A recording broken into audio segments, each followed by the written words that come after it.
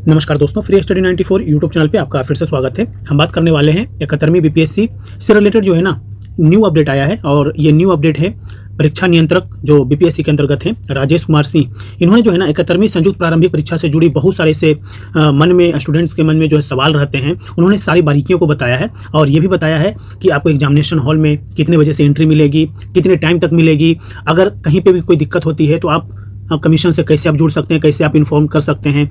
इन्होंने ये भी बताया कि हमें गोला भरते हुए प्रारंभिक परीक्षा के दौरान हमें गोला भरते हुए किन बारीकियों को ध्यान रखना है, क्योंकि कई बार इन्होंने देखा है, क्योंकि ये एग्जामिनेशन कंट्रोलर हैं अभी वर्तमान में। इन्होंने बताया कि कैसे ओएमआर जो है ना बच्चे गलत भरते हैं, ठीक है ना। तो इनके द्वारा हम जानते हैं कि हमारे एग्जामिनेशन के पॉइंट ऑफ व्यू से इनके द्वारा जो दिए गए टिप्स हैं वो हमारे लिए कैसे उपयोगी हो सकता है, ठीक है। तो इनके द्वारा जो इनके एक्स हैंडल पे यानी बीपीएससी के जो ऑफिशियल जो एक्स हैंडल है उस पे इन्होंने एक 4 मिनट का इन्होंने पोस्ट किया था, वीडियो बनाया था, ठीक है। उनसे रिलेटेड हम चीज़ों को देख लेते हैं एक बार। ये परीक्षा 13 सितंबर को एकल पाली में 12 बजे से 2 बजे के बीच आयोजित होने जा रही है। इसमें बच्चों से अनुरोध रहेगा कि परीक्षा के 2.5 घंटा पूर्व एंट्री स्टार्ट होगी, यानी 9:30 बजे सुबह से, तो 9:30 से 10 के बीच में पहुंच जाएं। हर हालत में 11 बजे यानी परीक्षा शुरू होने के 1 घंटा पूर्व 11 बजे एंट्री बंद कर दी जाएगी। सिक्योरिटी रीजन से कोई 11:02 पर भी पहुंचेगा तो स्ट्रिक्टली एंट्री उसको नहीं दी जाएगी। ऐसे कई दृष्टांत हमारे सामने आए हैं। तो पहला अनुरोध बच्चों से ही होगा कि ससमय परीक्षा केंद्र पहुंच जाए।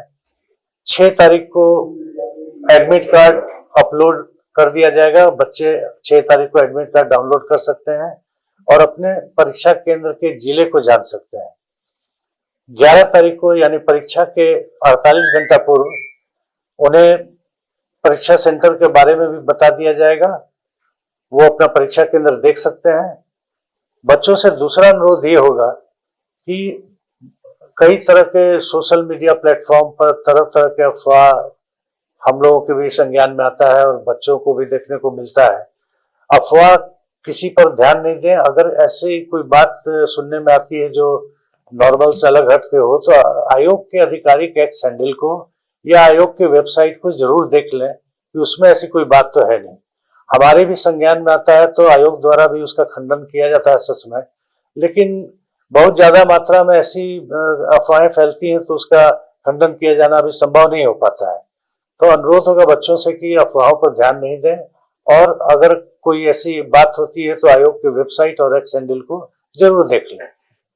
इसके साथ ही मैं ये कहना चाहूंगा कि एक हमने परीक्षा में शिकायत से संबंधित पब्लिक ग्रीवांस पोर्टल लॉन्च किया है।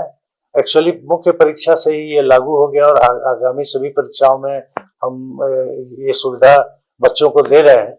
अगर परीक्षा केंद्र से संबंधित कोई शिकायत है तो 48 घंटा के अंदर एफिडेविट करा करके वो उस साइट पर दे सकते हैं, जिसकी जांच हम लोग करा करके उसका उचित निराकरण करेंगे।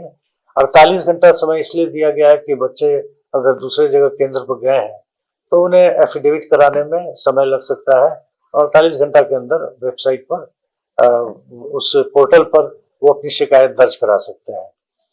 इसके अतिरिक्त मुझे ये कहना है कि बहुत तरह की भ्रांतियां फैलाई जाती हैं आयोग के बारे में कि 50% क्वेश्चन रंग रहा है कोई या ये, तो 1/3 नेगेटिव मार्किंग है, यानी 3 अंक पर 3 प्रश्न पर 1 अंक काट दिए जाएंगे।